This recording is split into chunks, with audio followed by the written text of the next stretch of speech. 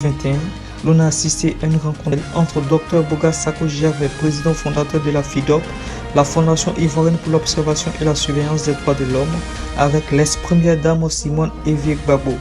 C'était un moment solennel pour ces deux personnalités. Après 10 années de séparation, le leader de la société civile lors de cette rencontre a tenu à exprimer toute sa gratitude à Madame Simone Evie Gbagbo quant à son retour d'exil et au retour de nombreux fils et filles rentrés après un exil douloureux. Le second point de cette rencontre concernait la réconciliation nationale qui aujourd'hui devient un impératif pour tous. À cet effet, Dr Boga Sako Gervais dit vouloir jouer son rôle en tant qu'acteur de la société civile pour une réconciliation vraie et sincère entre les Ivoiriens.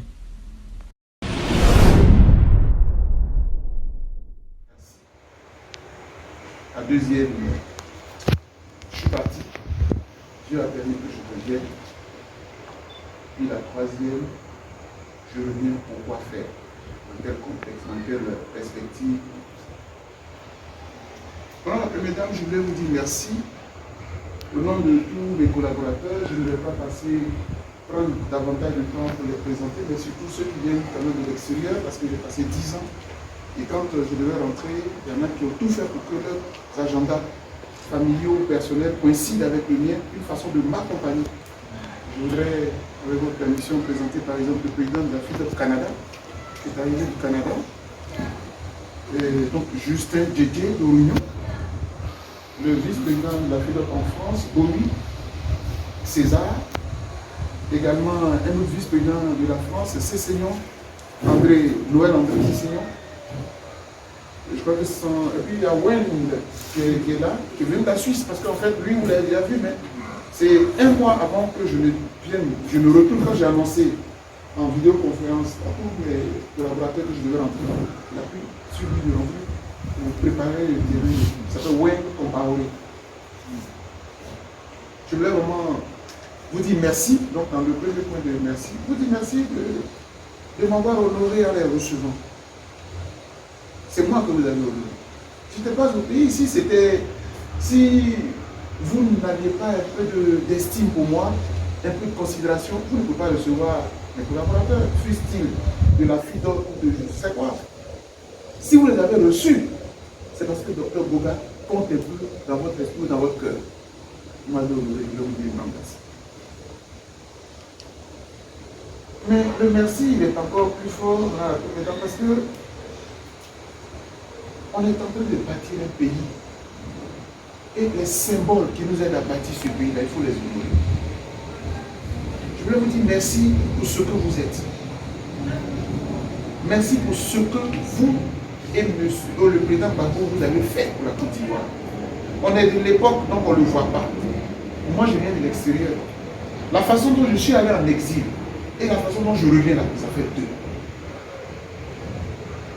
Quand j'allais en exil, tous ceux qui ont soutenu le président Gbagbo se cachaient dans l'exil. En Italie, le président du SPI, même, comme on dit, il est tombé en bouche. Et la diaspora s'est levée. Et nous autres qui sommes venus, qui voulions continuer le combat, on a appuyé la diaspora, on a organisé la diaspora. Comme ça, je connais toute la diaspora, Europe, États-Unis. Donc, si ce combat il a porté, ceux qui ont initié ce combat-là, il faut les respecter, il faut les saluer. Plus tard, dans nos universités, on va gloser, on va discuter. Est-ce qu'ils ont bien fait de résister? Est-ce que beaucoup de journalistes disent, mais il aurait pu avoir la vie facile, que tout cela ne lui serait pas arrivé, ni à elle, ni à lui, etc. Les gens parlent. Mais vers la fin du combat, 10 ans après, c'est un héros, on nous accueille. Ah, donc on avait fait juste. Et je le dis souvent à qui veut l'entendre, c'est que le passage sous ce qu'ils ont appelé bunker, le passage par la CPI, vous a arraché à l'Afrique, vous placez un sommet inimaginable. Donc, dans l'histoire de l'Afrique et dans l'histoire de notre pays, vos noms seront gravés. Finalement, on paraît aujourd'hui comme une nation qui a montré comment on résiste. C'est comment j'allais en exil. J'ai des amis aux États-Unis qui m'appelaient des universitaires. Donc, vous luttez quoi même? Comme la communauté internationale, vous êtes fous, quoi. Le combat, il est mort d'avance. C'est ce que je disais hier, après lors de sa cérémonie de remerciement à la diaspora. C'est Dieu qui nous a permis d'être là aujourd'hui.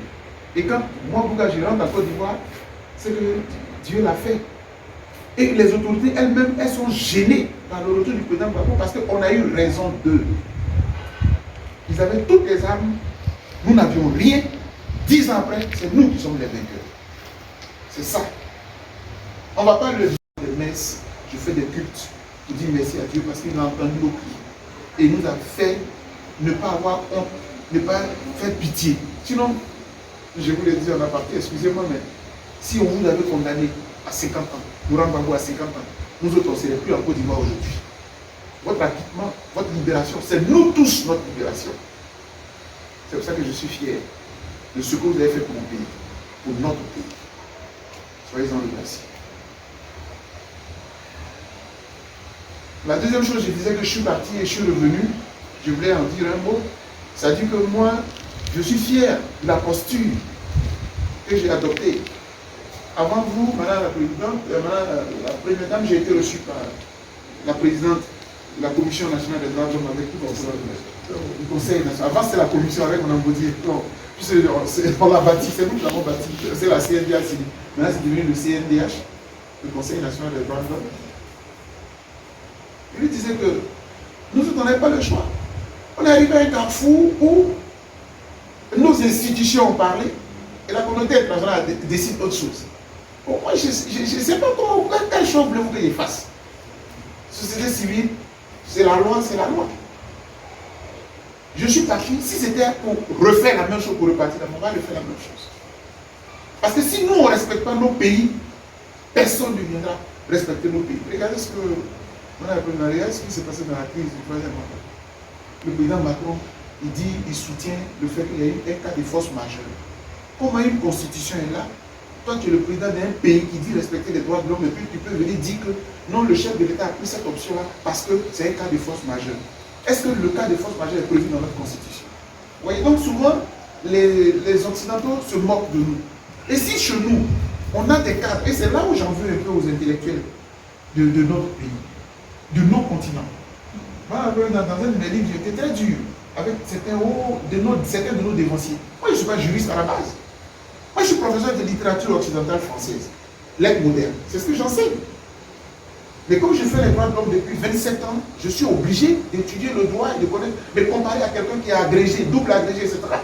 Votre pays est bloqué sur une constitution, silence. Donc c'est nous tous qui avons mis notre pays là où il se trouve là aujourd'hui. Parce qu'on a cherché d'autres intérêts qui n'étaient pas tout à fait classiques. Donc, moi, j'ai cru en ce combat et je pense qu'on l'a mené de façon juste. Et si c'était à refaire, on le referait.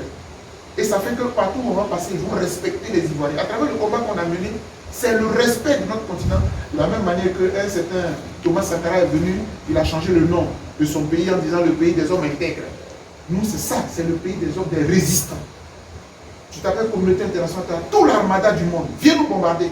Mais si on est dans le vrai, on va mourir pour la vérité. C'est ce que vous avez fait dans le bouquin. Et c'est ce que nous, on a fait dans la diaspora. Et c'est ce qu'aujourd'hui, on est venu faire pour montrer qu'on a tenu. Et ça va servir de leçon à nos enfants. Pour terminer, je reviens, Madame la Présidente, Madame la Première Vice, Madame la Première Dame. Je reviens parce que il faut pas que la Côte d'Ivoire meure. Il ne faut pas que la Côte d'Ivoire meure. Bon, merci. Et souvent, quand on était dans l'exil, on a deux options. Soit tu te dis, bon, tu es universitaire, il y a toujours des propositions de boulot partout. Tu te dis, bon, moi, je suis là, j'ai failli mourir, je suis arrivé ici, j'ai un bon niveau aux États-Unis, tu peux avoir 5 000 $ par mois, tranquille, tu peux vivre tranquillement ta vie. Mais le pays, on le laisse à qui? On le laisse à qui? C'est mon pays, c'est notre pays. Donc il faut qu'on revienne pour que ce pays-là soit bâti avec nous, ensemble, pour qu'on puisse aller de l'avant. Donc moi, je viens pour jouer ma carte dans la réconciliation aussi. Je viens pour que la société civile, bon souvent les hommes politiques nous font cette guerre-là. Nous, la société civile, comme s'il y en a qui étaient accrédités pour lutter pour le pays et que les autres vont les accompagner. Moi, je pense que chaque citoyen de ce pays qui se sent des capacités pour apporter sa pierre peut aisément le faire. Donc je suis venu ce soir avec mes collaborateurs pour vous rendre hommage. Je vous dis merci pour ce que vous avez bravé pour la Côte d'Ivoire. Moi, je le dirai à qui veut l'entendre, vous êtes une fierté. Et jamais je ne permettrai à quiconque de vouloir froisser ces sommités, ces symboles de notre pays. Je ne peux pas l'accepter. Et donc, pour ceux qui entendent ce que je dis là, qui le comprennent très bien. On peut avoir toutes sortes de débats, que vous voulez, conjugaux, tout patati patata, mais respectons les symboles de la République. Vous êtes un symbole de la République. Et en France, j'ai vu certaines personnes vous insulter et tout, j'étais obligé de me lever. C'est vrai qu'à ce moment, je suis à côté de vous, je suis trop petit. Parce que ce que vous avez fait transcende les frontières de mon continent. Et dans le monde, on vous respecte. Et nous qui sommes universitaires, nous savons très bien. Moi, je sais qui a encadré votre thèse. Voilà, j'ai appris à vous connaître sans être de la famille. Parce que c'est ça le monde, l'enseignant-chercheur. Il cherche. Donc, je connais votre valeur. Et sur le continent, je regarde et dis, mais citez-moi 2 ou 3 femmes de la trempe de Simone et Yves Gbagbo en matière de lutte syndicale et politique. Il faut qu'on vous respecte. On peut tout dire, mais on doit vous respecter. Et moi, je viens là ce soir pour vous témoigner mon respect. Et pour vous dire merci pour mon pays. Et puis, maintenant, à nous maintenant de prendre la relève aussi. Mais toujours, la relève, ça ne veut pas dire jetons les anciens. Et puis, alors, non. Il n'y a pas de... On fait tous ensemble. Mais il faut quand même que la jeune génération montre qu'elle est capable aussi. Parce que sinon, on va toujours être là. Tant que maman n'a pas parlé, je ne vis pas. Moi, je ne suis pas trop de cette nation aussi. Et j'ai dit.